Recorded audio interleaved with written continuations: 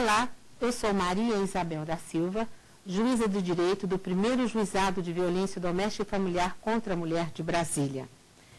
Nós, durante essa semana, iremos conversar sobre a Lei Maria da Penha, que é o tema do nosso curso. E a nossa primeira aula irá versar sobre as inovações gerais trazidas pela lei. Nessa primeira aula, nós vamos ter um panorama geral, uma visão geral sobre a Lei Maria da Penha. E nós temos aqui os 3 alunos, a Renata, o Igor e a Flávia. E você, telespectador, se tiver alguma dúvida, poderá encaminhar a sua pergunta para o e-mail saberdireito@stf.jus.br. De novo, saberdireito@stf.jus.br. Bom, iniciando a nossa primeira aula, as inovações gerais trazidas pela lei, sabemos que a história narra uma série de episódios discriminatórios contra as mulheres. Então, desde a Bíblia, lá do início da Bíblia, em que a mulher foi feita da costela do Adão, nós notamos que a mulher vem sendo tratada de uma forma submissa, de uma forma subalterna em relação ao homem.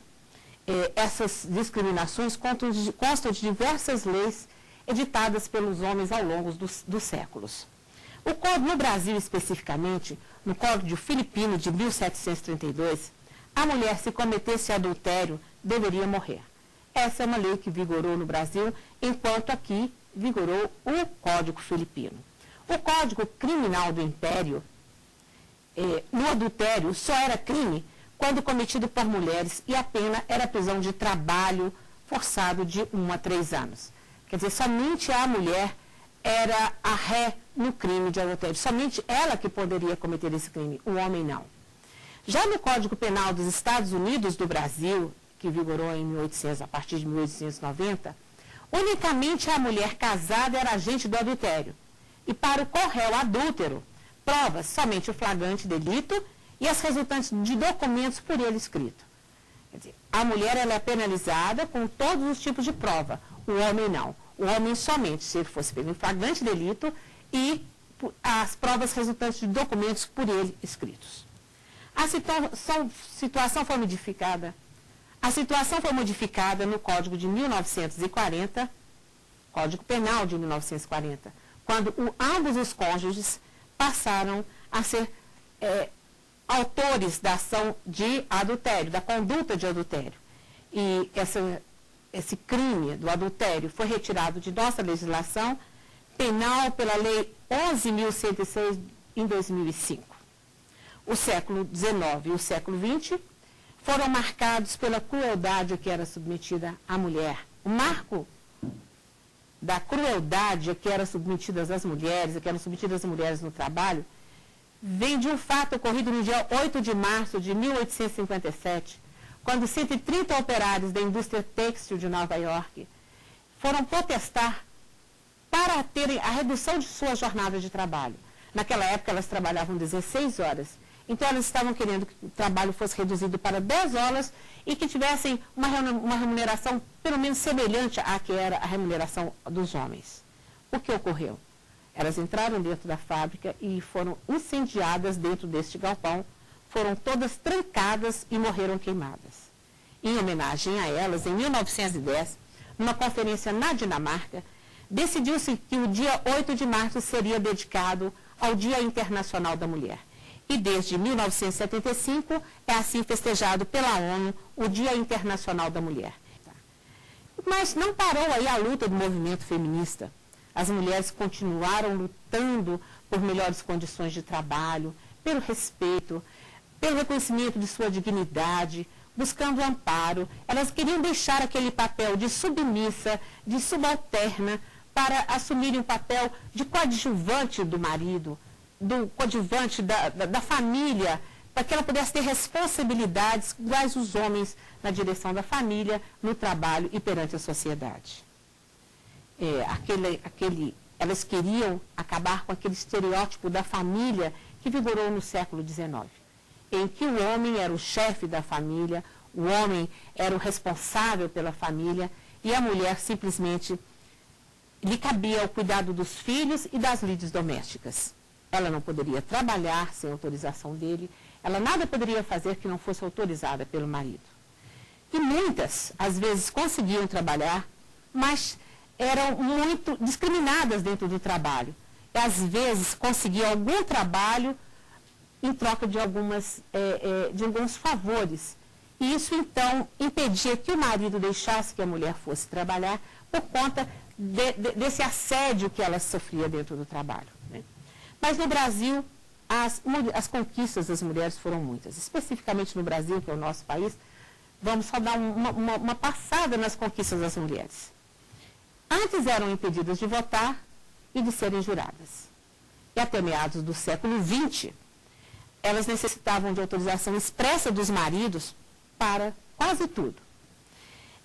A consolidação das leis do trabalho tinha um artigo 446 que dizia que se presume-se autorizado o trabalho da mulher casada e do menor de 21 anos e maior de 18. Em caso de oposição conjugal ou paterna, poderá a mulher ou menor recorrer ao suprimento da autoridade judiciária competente. Parágrafo único. Ao marido ou pai é facultado pleitear a rescisão do contrato de trabalho quando sua continuação for suscetível de acarretar ameaça aos vínculos da família, perigo manifesto às condições peculiares da mulher ou prejuízo de ordem física e moral para o menor. Portanto, a mulher só poderia trabalhar se estivesse autorizada pelo marido. E ainda mais, ele poderia pedir a rescisão do contrato de trabalho dela, a despeito de ela querer continuar trabalhando, a revelia dela, mas ele poderia dirigir seu empregador e pedir a rescisão do contrato de trabalho porque ele achava que estava acarretando ameaça aos vínculos de família. Acesso às universidades, às instituições dos poderes públicos, tudo isso era vedado. Ao trabalho, serviço público, tudo isso era vedado, né? Então, antes da Constituição de 1988, a mulher padeceu muito para reconhecer seus direitos. Imagine que até 1962, a mulher era tratada como se fosse semi-incapaz. O Estatuto da Mulher Casada, o Código Civil de 1916, tratava a mulher como semi-incapaz. A mulher casada. Quer dizer, ela solteira, atingiu a maioridade, ela era capaz. Mas ela casava-se, a partir do casamento, ela se tornava incapaz.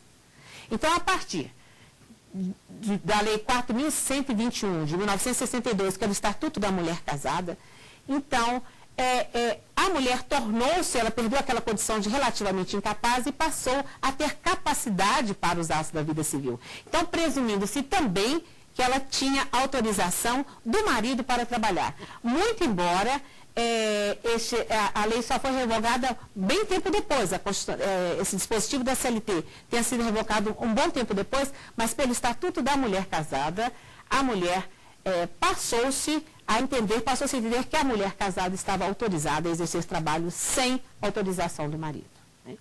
E com a Constituição Federal de 1988, novos princípios. Então, a consagração do princípio da igualdade e o princípio da dignidade da pessoa humana.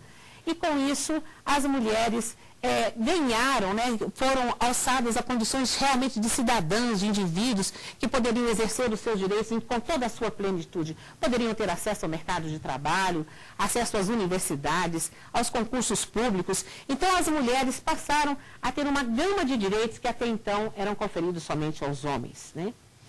Tivemos, a partir da Constituição de 88, o reconhecimento dos novos tipos de família. Antigamente, aquela nossa família era aquela família formada pelo marido e pela mulher. Não. Nós tivemos a família monoparental, tivemos o reconhecimento da união estável. Antes da Constituição de 88, nós tínhamos a mulher que vivia em união estável com seu marido, que não era união estável, chamava-se sociedade de fato, né? Ela só tinha seus direitos reconhecidos se ela provasse a contribuição para a formação do patrimônio. Ela teria que recorrer à justiça para ter esse direito reconhecido. Fora isso, o patrimônio amealhado geralmente ficava só em nome do seu marido, se porventura do seu companheiro, aliás, se não tivesse sido adquirido em nome dela. Então, os bens adquiridos durante aquela relação não eram comunicados, não se comunicavam automaticamente com o seu companheiro. O que é uma situação que mudou. Hoje nós temos o reconhecimento da união estável e na união estável ao reconhecimento dos bens e de todos os direitos, comunicam-se todos os bens e direitos entre os conviventes, assim como entre marido e mulher, né? O marido, então, depois da Constituição de 88, né, pelo artigo 226, parágrafo 5º, ele deixou de ser o chefe da sociedade conjugal. Quer dizer, o marido e a mulher passaram a dirigir a família, a responder pela chefia da sociedade conjugal.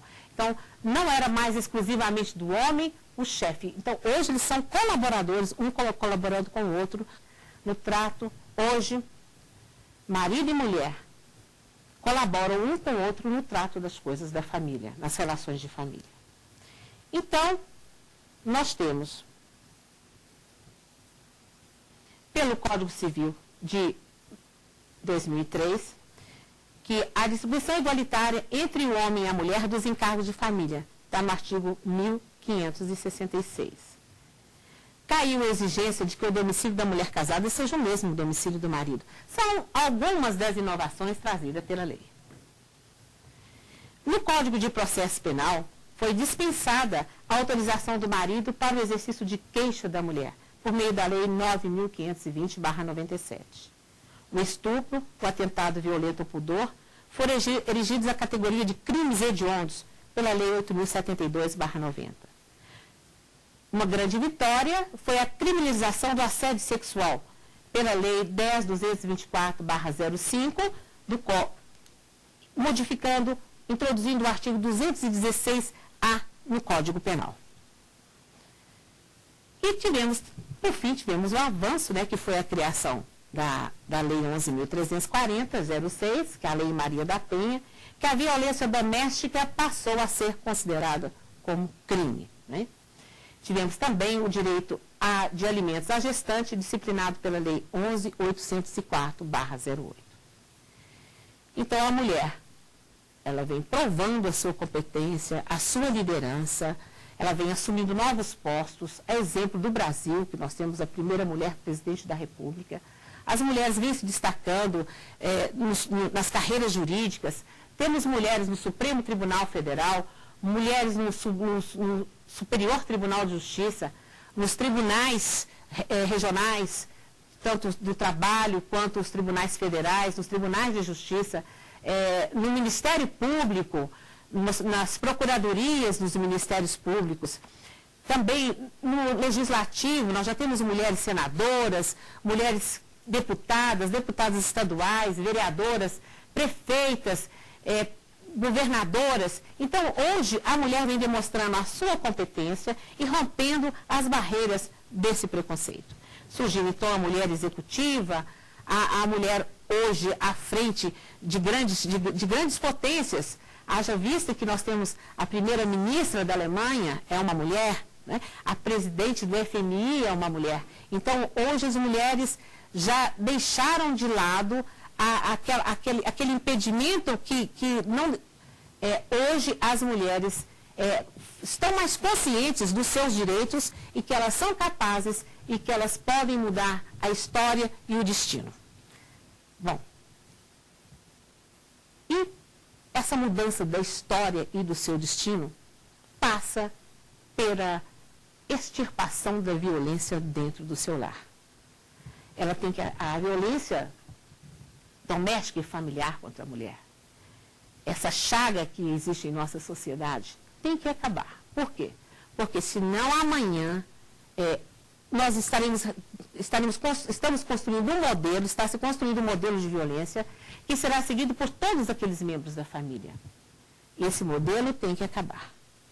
Nós temos que ter um novo modelo de família saudável, em que a mulher possa exercer seus direitos com sua plenitude, sem medo do seu companheiro, sem medo de ser agredida pelo seu companheiro, sem medo de ser vilipendiada pelo seu companheiro, sem medo de ser chantageada pelo seu companheiro. Ela tem que se emancipar, e essa emancipação feminina passa pela extirpação da violência doméstica, passa por essa etapa de acabarmos com a violência doméstica. Para isso, então, surgiu a Lei Maria da Penha. Quem foi Maria da Penha? Maria da Penha foi uma farmacêutica cearense que, em 1983, enquanto dormia, foi atingida com um tiro de espingarda pelo seu marido. Maria da Penha lutou muito para que esse marido fosse penalizado. Seu companheiro fosse penalizado. Foram quase 20 anos. Somente depois de muita luta foi que seu agressor, em setembro de 2002, foi preso.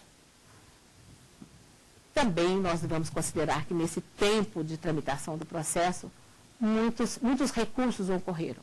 A nossa lei processual faculta ao réu ou às pessoas que litigam na justiça uma série de recursos. E esses recursos, enquanto não transitam em julgado, enquanto essa ação não transita em julgado, ele pode manejar todos os recursos disponíveis, né, em nome do princípio do contraditório e da ampla defesa, e com isso ele vai se arrastando esse processo por longos anos. Tivemos recentemente um caso de um homicídio em que o réu confesso, ele demorou mais de 10 anos para ir à cadeia.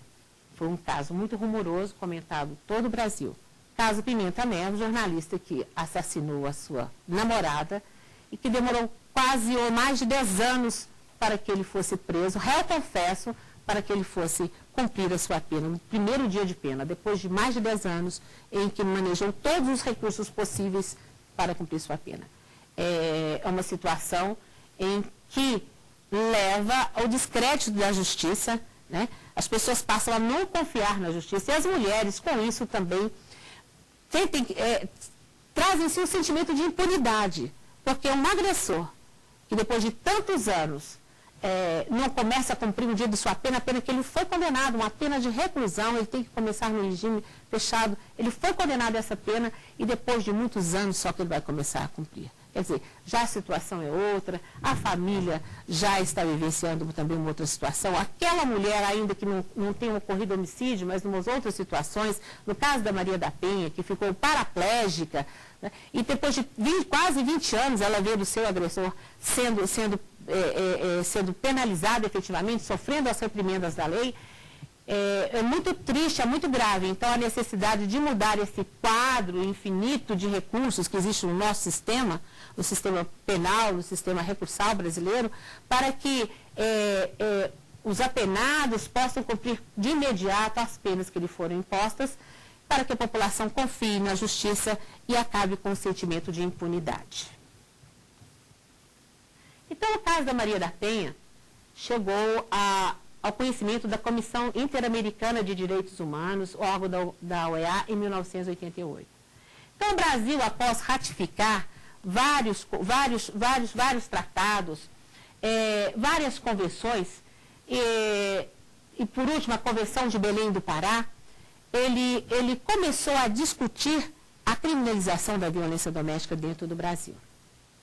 Então, depois, uma comissão de ONGs, um consórcio de ONGs ligadas ao movimento feminista, depois de amplo debate, de muita discussão, inclusive com audiência pública, em 22 de setembro de 2006, a Lei Maria da Penha começou a vigorar no nosso país. Ela foi editada em agosto de 2006, mas só começou a vigorar no dia 22 de setembro de 2006. Aqui no Distrito Federal, nesse dia, foi criado o primeiro juizado de violência doméstica e familiar contra a mulher.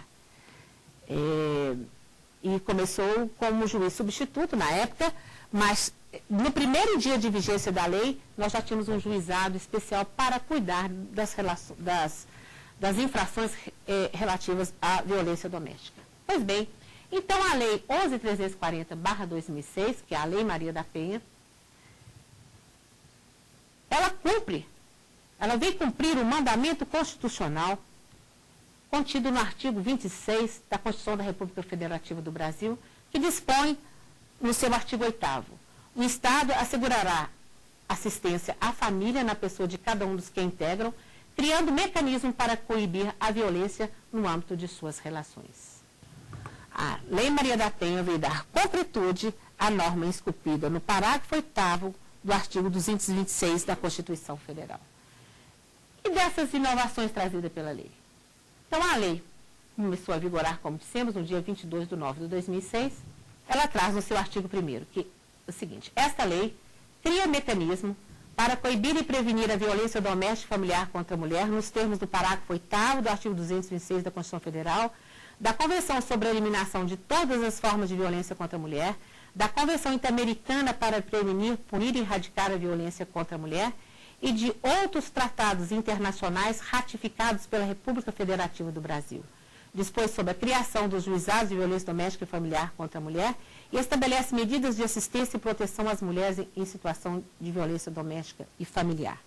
No seu artigo 2º, a lei diz que toda mulher, independente de classe, raça, etnia, orientação sexual, renda, cultura, nível educacional, idade e religião, goza dos direitos fundamentais inerentes à pessoa humana, sendo-lhe asseguradas oportunidades e facilidades para viver sem violência, preservar a sua saúde física e mental e seu aperfeiçoamento moral, intelectual e social. No artigo 3º, serão asseguradas às mulheres as condições para o exercício efetivo dos direitos à vida, à segurança, à saúde, à alimentação, à educação, à cultura, à moradia, ao acesso à justiça, ao esporte, ao lazer, ao trabalho, à cidadania, à liberdade, à dignidade, ao respeito e à convivência familiar e comunitária. O poder público, no parágrafo 1º, diz: o poder público desenvolverá políticas que visem garantir os direitos humanos das mulheres no âmbito das relações domésticas e familiares, no sentido de resguardá-las de todas as formas de negligência, discriminação, exploração, violência, crueldade e opressão. Parágrafo 2º, cabe à família, à sociedade e ao poder público criar as condições necessárias para o efetivo dos direitos e exercício dos direitos enunciados no caput. Tudo bem.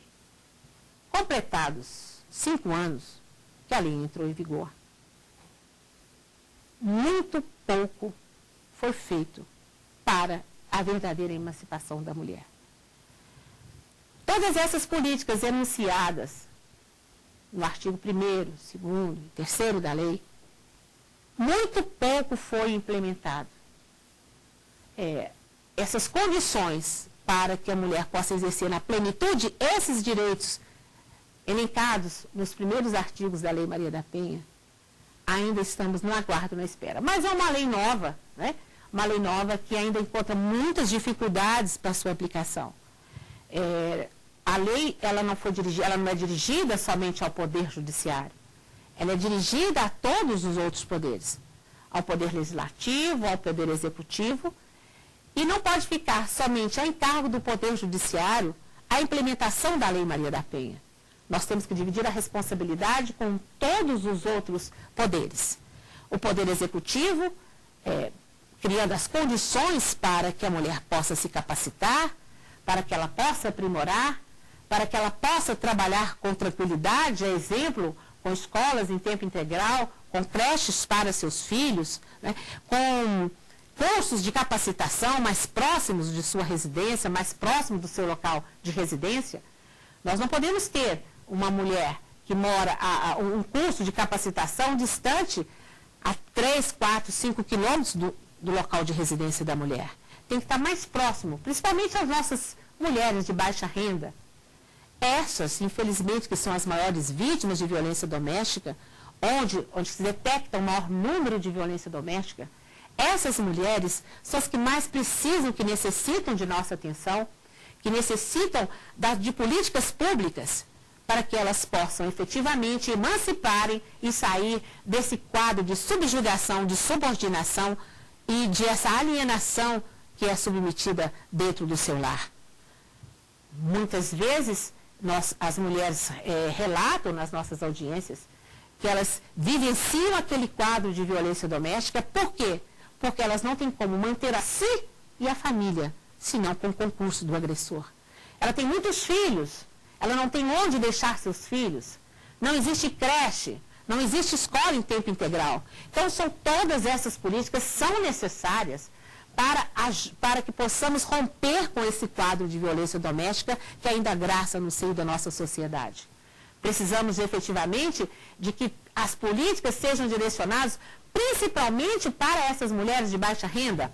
Vejam vocês, o servidor público, eu não tenho nada contra, eu acho que está correto, muito corretíssimo, a gente tem que realmente incentivar o trabalho, não é? Mas o servidor público, ele tem um auxílio creche, um valor considerável, somente os servidores do Poder Judiciário, o auxílio creche considerável, e já tem um patamar de renda mais elevado do que esse nosso pessoal de baixa renda que vive na periferia, e ele então recebe do seu empregador, recebe do governo, esse auxílio creche, que é bastante considerável para que a mulher possa deixar seu filho numa creche durante o seu trabalho, né? Possa ir para o seu trabalho com tranquilidade.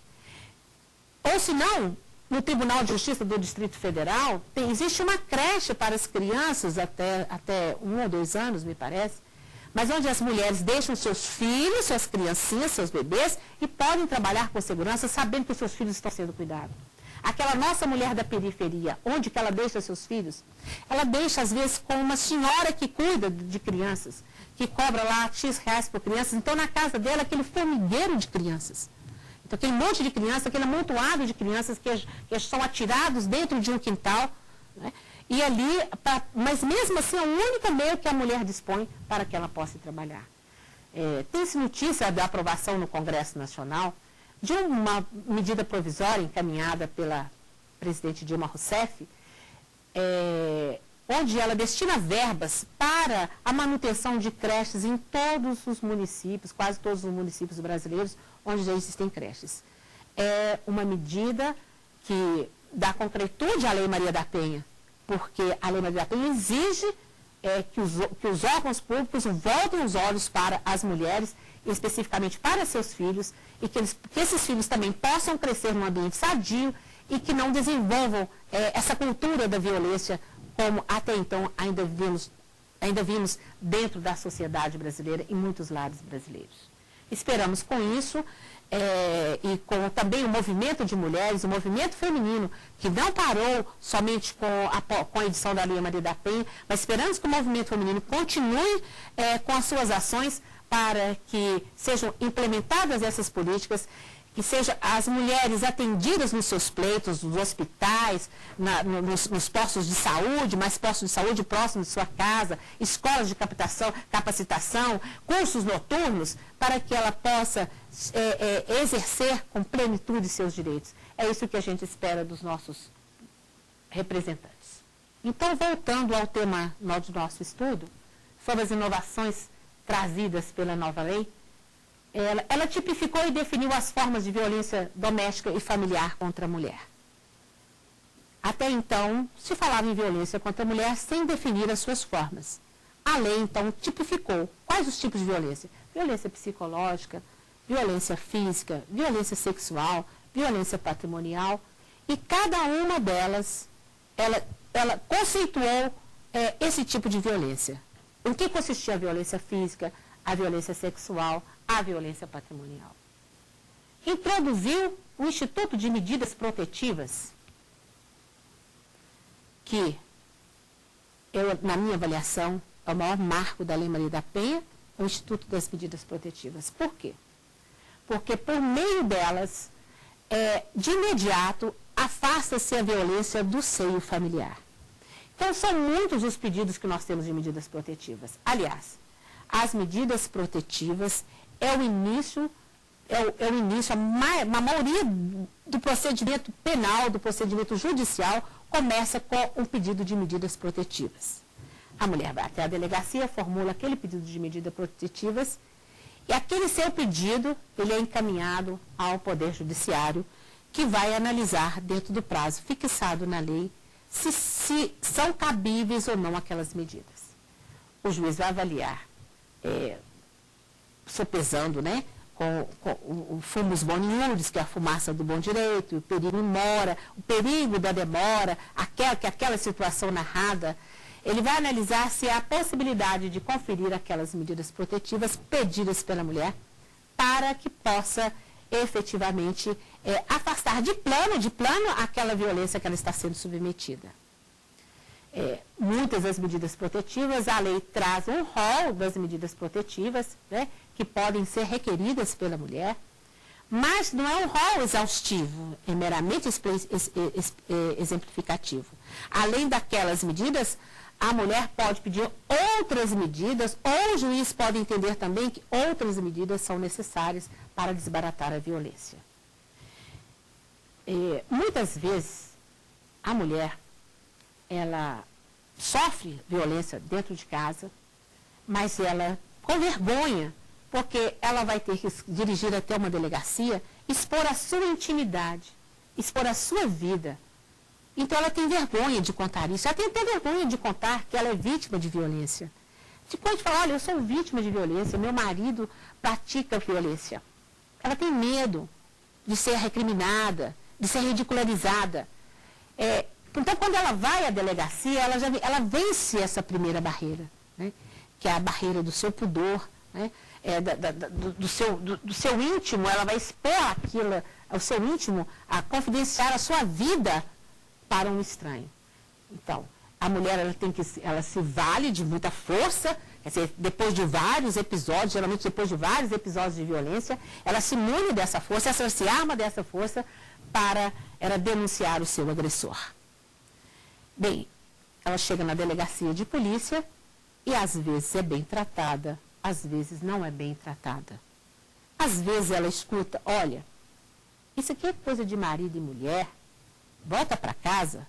A gente ainda se escuta até hoje, briga de marido e mulher, não se mete a colher, né? Tem aqueles antigos adágios antigos, né? O marido não sabe por que bate, mas a mulher sabe por que apanha, né? Mulher gosta de apanhar. E ainda vimos, ainda notamos nos meios de comunicação algumas propagandas, né, que menosprezam a mulher, né? A mulher é vista como coisa, a coisificação feminina. Temos isso até hoje. Ainda hoje, nos meios de televisão, nas propagandas que são divulgadas, a gente nota a coisificação feminina, né? A bebida da boa, relacionada a uma mulher bem feita de corpo, uma mulher bonita, mas bem estruturada. Quer dizer, e a mulher relacionada ao vício, ao pecado, porque quando você faz uma propaganda de uma bebida alcoólica, eu entendo que é um induzimento ao vício. Então, a mulher associada ao vício, ao pecado, assim como foi lá no início dos tempos, né? A mulher era associada ao pecado. E até hoje ainda nós constatamos isso pela televisão, nas propagandas, nos jornais, né?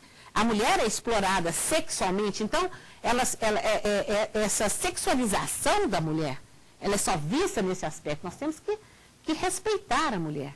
Então, isso é uma forma de desrespeito à mulher. Nós temos que buscar um outro tipo de propaganda para vender os seus produtos, mas não com essa coisificação feminina. Porque isso é que faz com que a mulher se sinta diminuída, menosprezada. E com isso, ela fica constrangida de se dirigir a uma delegacia, porque a mulher é só vista daquela forma, né? Nós temos algumas músicas, ainda só en passant, temos algumas músicas, né?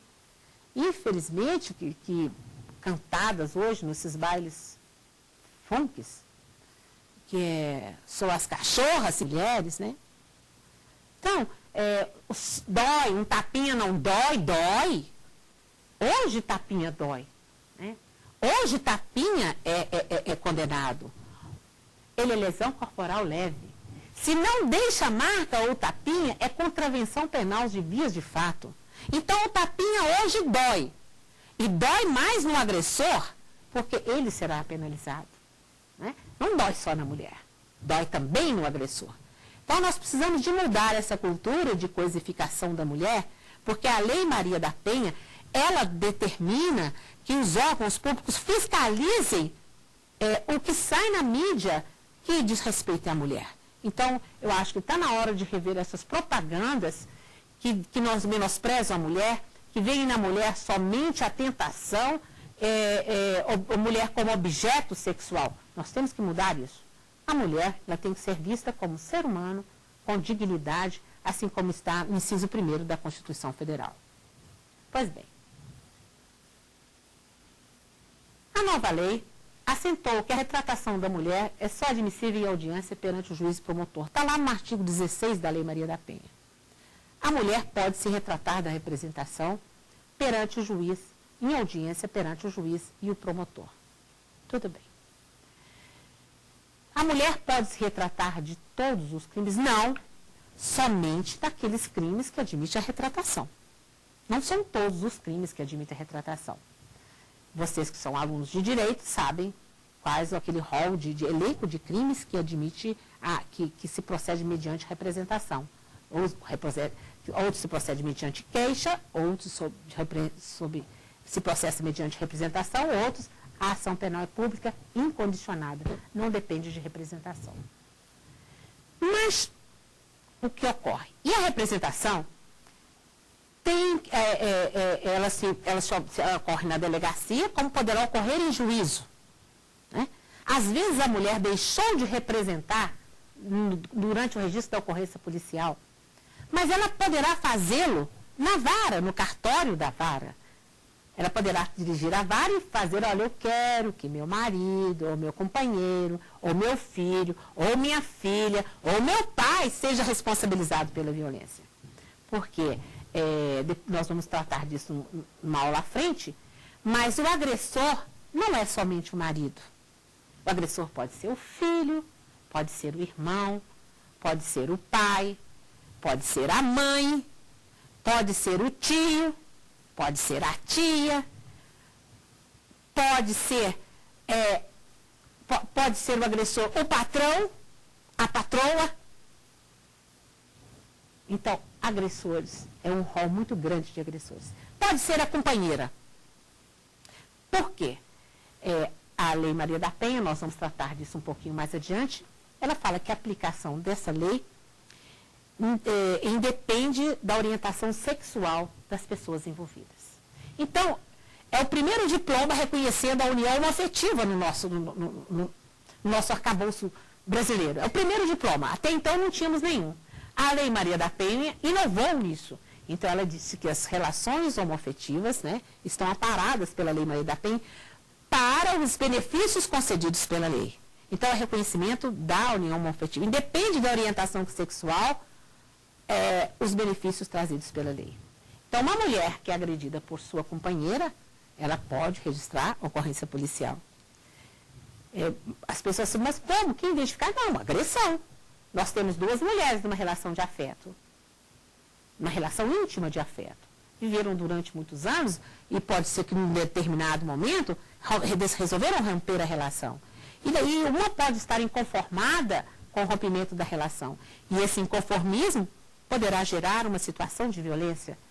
E ela então vai até uma delegacia, quer dizer, às vezes não é geralmente a situação de violência não é um episódio isolado. Geralmente decorre, a mulher quando vem registrar uma ocorrência, é depois de vários episódios de violência. Não é um só isoladamente. Mesmo com a companheira. Às vezes ela está sob o julgo daquela companheira, assim como fica sob o julgo do companheiro, sob o julgo do pai, sob o julgo do marido, sob o julgo do filho, né? Então, há muito tempo que vem se verificando aquela situação. E ela quer, às vezes, se desvencilhar daquilo, mas não encontra força. Então, um dia ela encontra força e vai à delegacia registrar uma ocorrência. Né? Depende de orientação sexual.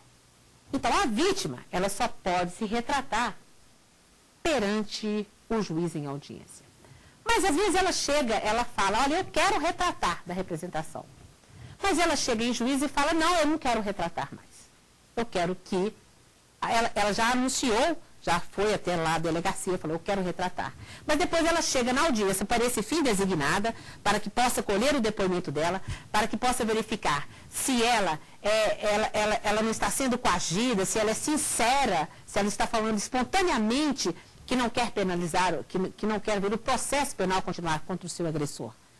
Então, em juízo. Mas ela pode chegar lá na hora e falar, não, eu quero sim, eu quero que ele continue. Pronto, não tem problema nenhum, vai continuar o processo. Né? Mesmo que ela tenha anunciado anteriormente que ela queria se retratar da representação. Pois bem, então o juiz e o promotor vai verificar a sinceridade da mulher, se ela não está sendo coagida, porque às vezes ela está sendo coagida.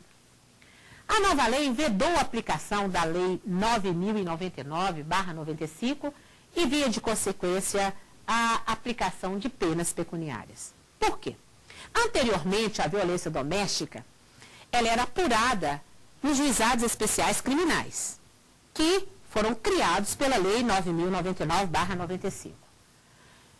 Com a Lei Maria da Penha... Bom, então, a experiência nos juizados não foi muito produtiva, porque, às vezes, para aquela violência, o agressor fazia uma composição e pagava uma cesta básica, voltava para casa, agredia a mulher de novo, fazia uma composição com cesta básica, uma pena pecuniária, pronto, voltava a agredir a mulher. Então, as mulheres ficaram muito revoltadas com isso, então, por esse motivo, que precisou de novo diploma e a Lei Maria da Penha veio proibir a aplicação da Lei 9.099/95 e os institutos despenalizadores dela contido, como a transação penal, a suspensão condicional do processo. Nós vamos falar isso mais à frente. Okay.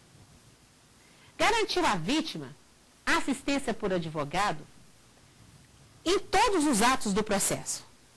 Então, a vítima, ainda que ela não tenha dinheiro para constituir um advogado, ela obrigatoriamente tem que ser assistida por um advogado. Né? Então, o juiz, tendo perante si uma vítima de violência doméstica, ele tem que nomear um advogado. Se não tem defensoria pública, se não tem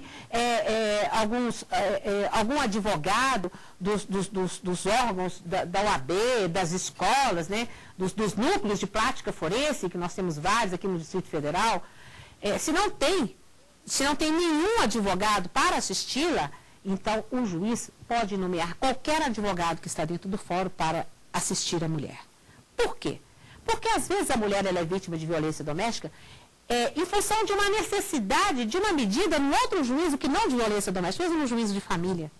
Então ela tem que ser orientada, encaminhada para que ela possa fazer aquele pleito, manifestar seu pleito, ir ao juízo para receber a proteção para aquele bem jurídico que está sendo ameaçado ou que não está sendo reconhecido pelo seu agressor ou pelo seu marido companheiro. A mulher tem que ser cientificada dos principais atos praticados no processo, em especial a prisão do agressor e soltura do agressor. Então, tudo que acontece dentro do processo, mesmo dentro do procedimento de medidas protetivas ou dentro do processo criminal, a mulher tem que ser cientificada. Pode ser, como se trata de juizado de violência doméstica, a vara de juizado de violência doméstica, ela pode ser cientificada por telefone, não tem problema, por carta, né? Ou ela vai lá na vara, também toma conhecimento no balcão do que está acontecendo, mas ela tem que ser cientificada de tudo. A proteção é a mulher. Ela tem que saber o que ocorre, o que ocorreu com o seu pedido, o desiderato daquele expediente que iniciou lá na delegacia. Ela tem que saber como o juiz, como o judiciário vem tratando o seu pedido. Tá? Proibiu a lei de que ela entregasse ao agressor qualquer intimação ou notificação. O que ocorria no sistema anterior? O oficial de justiça ia lá intimar o marido, não encontrava o marido não, o companheiro não. Então entregar para a mulher, olha, você entrega a notificação aqui para o seu marido, pela comparecer em juízo, para audiência, ou para uma audiência, ou para audiência de justificação, ou para uma audiência da ação penal. O que acontecia? Ele tornava a agredir a mulher, porque então era novamente vítima de violência daquele mesmo agressor, então era um novo episódio de violência. Então a lei proibiu que a mulher entregasse a intimação ao agressor. Então o oficial de justiça tem que procurar o agressor onde ele estiver, inúmeras vezes. Também.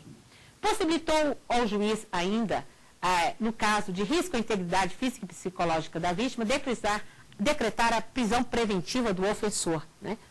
Então, se durante o curso do processo o juiz verificar que o agressor está colocando em risco a integridade física da vítima, ele pode decretar a prisão preventiva. Mesmo naqueles crimes em que a pena não é de reclusão, mas ele pode decretar a prisão. Tá certo? Porque quando ele vê que está em risco a garantia da integridade. Muito embora hoje com essa modificação do Código Penal, fala em pena de reclusão para o decreto da prisão, manutenção da prisão, mas no caso de violência doméstica, não. É diferente, certo? Além disso, a lei alterou a lei de execução penal para que, durante a execução da pena, o juiz possa obrigar o condenado a frequentar programas de reeducação e de recuperação. Né? Então, aqui na vara de execuções penais aqui do Distrito Federal, Nós temos uma equipe multidisciplinar e também em que esses agressores são obrigados a frequentar, se o juiz assim entender, eles são obrigados a frequentar esses programas de reeducação e de recuperação. E nós temos também, atuando junto aos nossos juizados, as equipes multidisciplinares e que prestam essa assistência psicológica às vítimas e também aos agressores. Não é tratamento, mas são alguns encontros para que eles possam refletir sobre os atos violentos, o comportamento violento que ele tem em relação à sua família, à sua esposa, e para que ele possa refletir sobre o seu papel dentro da família, na sociedade e a sua responsabilidade com aqueles membros da família. E possa também se conscientizar que a família não pode mais existir com violência doméstica. Tem que ser extirpado essa chaga, tem que acabar com essa chaga dentro da nossa família brasileira. A lei também autorizou a criação dos juizados especiais para o combate à violência doméstica familiar contra a mulher. Muito embora ela tenha autorizado, não quer dizer que foi... ela não impôs a criação, ela autorizou. Então, onde não tem juizado especial, a lei diz, se não tem juizado especial, a apreciação dos crimes de violência doméstica ocorrerá nas varas de família. Onde não tem juizados especiais, a apuração da incidência da conduta criminal será apurada nas varas criminais. Mas e o que ocorre? As nossas varas criminais estão muito abarrotadas de processos. De processos com réu preso, nós temos formação de quadrilha, sequestro, né? Latrocínio, roubo. Então, são réus presos pela natureza do crime. A maioria é réu preso. Então, tem que ter uma celeridade maior nesses processos. E a Lei Maria da Penha também, ela exige a celeridade nos processos dela. Ela também tem prioridade na tramitação. Então, o juiz fica naquela indecisão. Qual o processo que eu dou prioridade? Da Maria da Penha ou o processo criminal comum? Porque aqui o réu pode ser solto, o réu preso poderá ser solto e representa um risco muito grande para a sociedade. No outro caso, a Maria da Penha está em risco a família, né?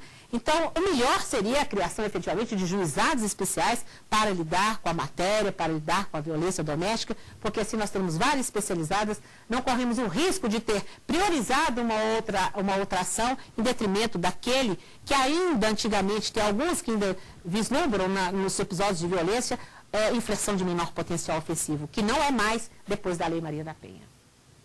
Então, a Lei Maria da Penha ampliou a pena do crime de lesão corporal decorrente de violência doméstica de 3 para 3 meses e 3 anos, está lá no artigo 129, parágrafo 9º, aumentou a pena de 1/3 se o crime for praticado contra a pessoa de deficiência, está lá no 129, parágrafo 2º do Código Penal. Tá? E também, a lei, ela criou uma agravante para inserir no artigo 61(2), letra F, do Código Penal, a agravante, quer dizer, o juiz, na hora de fixar a pena, ele poderá agravar a pena do agressor se o crime foi praticado com violência doméstica, a pessoa. Então, é uma agravante porque tem alguns tipos penais que a violência faz parte do tipo penal, né? E outros não. Às vezes não é a pessoa da família, Então, ele fez a lei trouxe exatamente essa agravante para punir mais severamente aquele que comete qualquer crime com violência doméstica à família, desde que não seja elementar do crime, né?